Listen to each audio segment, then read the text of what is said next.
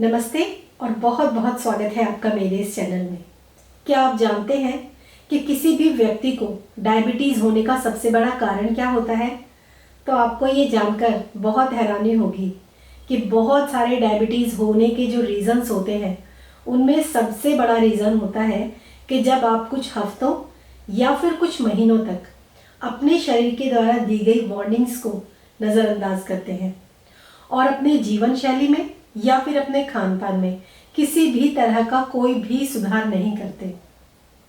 नतीजा, एक दिन आपका शुगर लेवल बढ़ा हुआ आता है। So as a diet and nutrition coach मैं ये कह सकती हूँ कि डायबिटीज़ हो या फिर कोई भी बड़ी बीमारी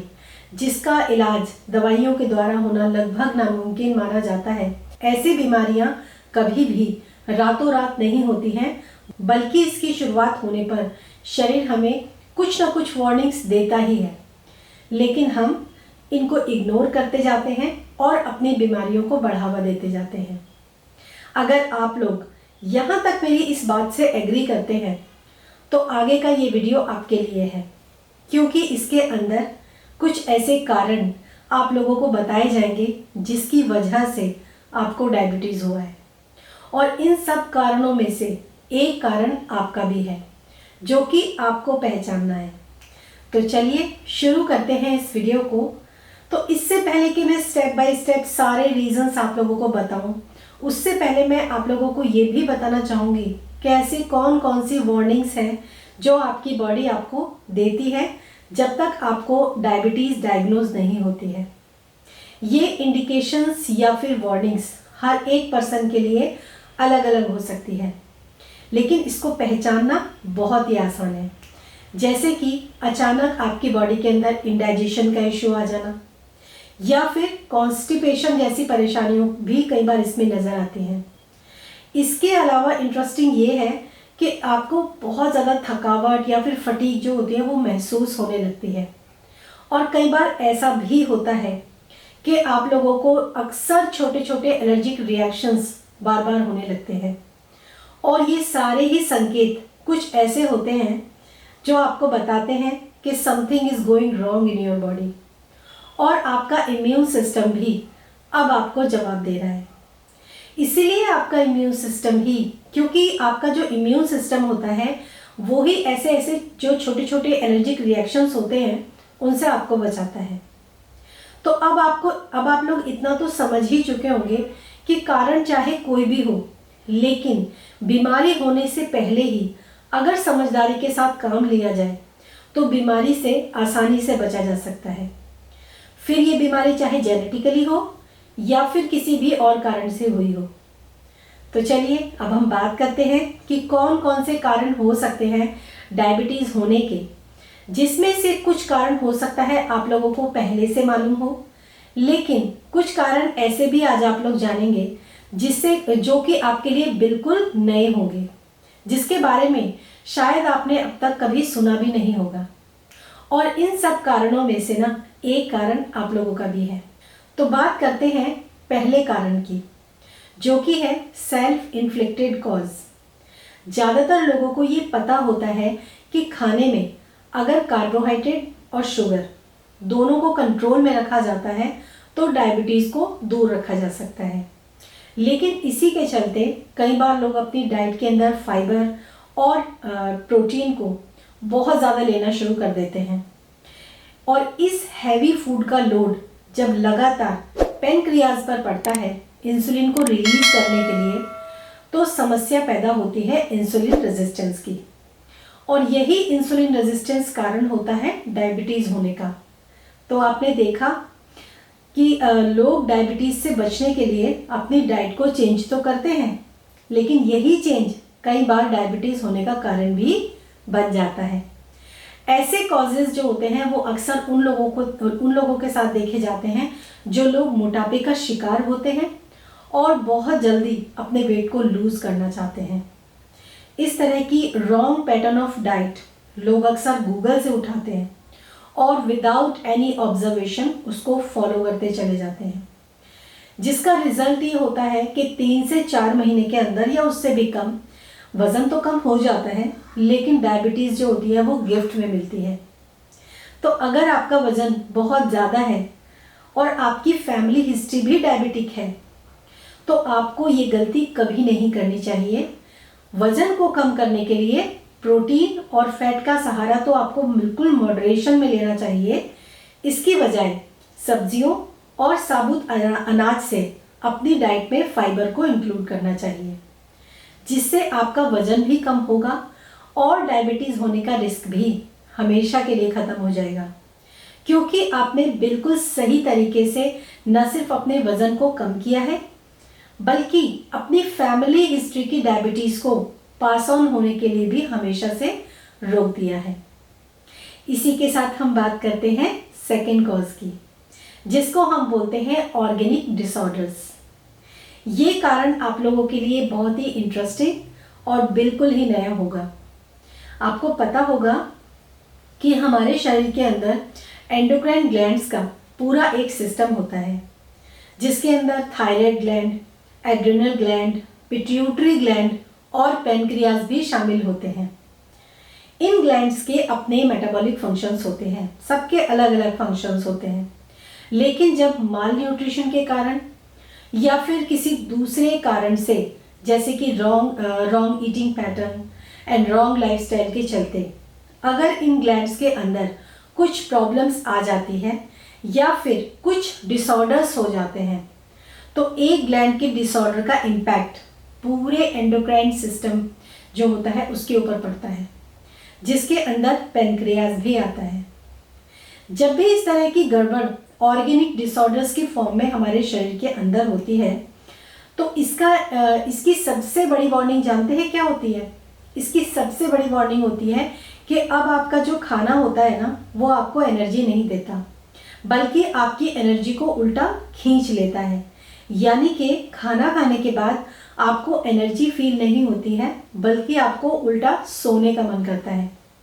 यानी कि खाना खाने से आपको जो खाना आपको एनर्जी देने वाला था, वही खाना आपकी एनर्जी को और ज़्यादा डाउन कर देता है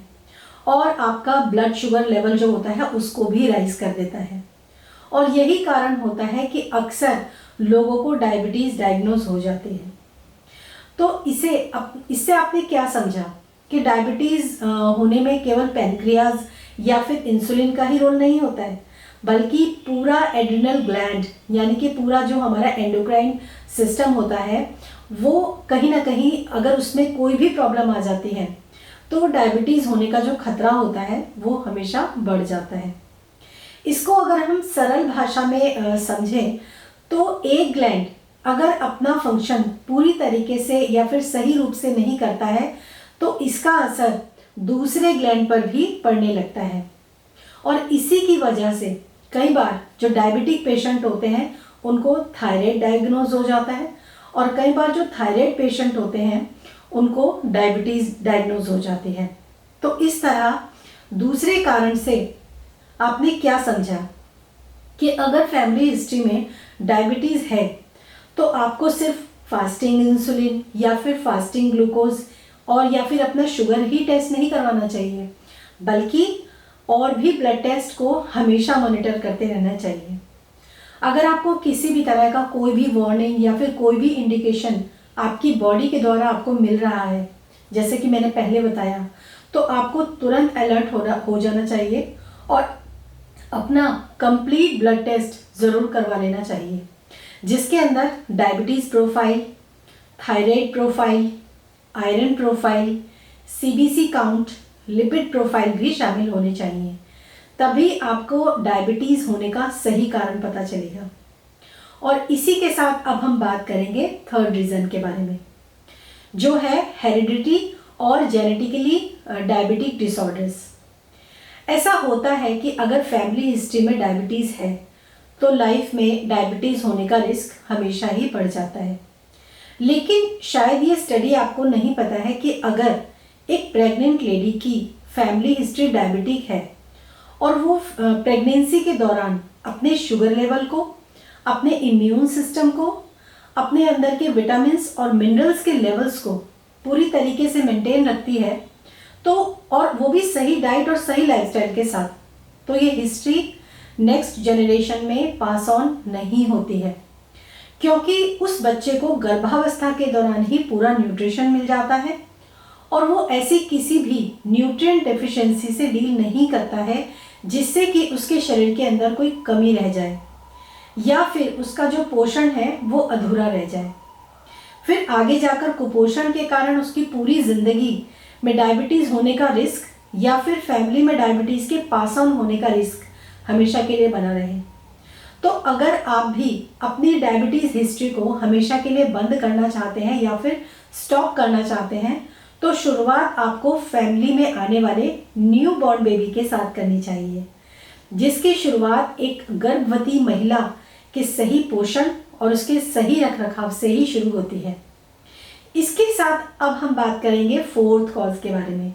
जो कि है स्ट्रेस एंड टेंशन। स्ट्रेस किसी भी तरह का हो सकता है, फिजिकली हो सकता है, इमोशनली हो सकता है। कई बार कुछ ऐसे सीरियस इन्फेक्शंस जैसे कि सर्जरी वगैरह भी फिजिकल इन्फेक्शंस को बढ़ाते हैं। इसके अलावा ऐसे इमोशनल शॉक्स भी कई बार लोगों के अंदर को हो जाते हैं, जैसे कि किसी भी तरह की मिसहैपनिंग हो जाना या फिर किसी अपने जो मतलब हमारा लव्ड वन है या कोई प्रिय परिजन है हमारा, उसका हमेशा के लिए दूर चले जाना। ये सब चीज़ भी कई बार डायबिटीज़ को बढ़ावा देती हैं। इसी के साथ एक और सच भी मैं आप लोगों के सामने लाना चाहूँगी कि जितने भी लोग शहरों में रहते हैं, जिनकी लाइफस्टाइल बहुत फास्ट, स्ट्रेसफुल और ज़्यादातर स्क्रीन टाइमिंग उनका होता है, और इसके बाद जो है उनका जो चॉइस ऑफ फूड है वो भी गलत होता है, तो उन लोगों को डायबिटीज़ होने का खतरा ज़्यादा होता है रादर देन कि जो गांव में रहने वाले लोग होते हैं। जिन गांव में रहने वाले लोगों को ताज़ी हवा, ताज़ा पानी मिलता है और उनका खान पान भी शहरी खान पान से काफ़ी अलग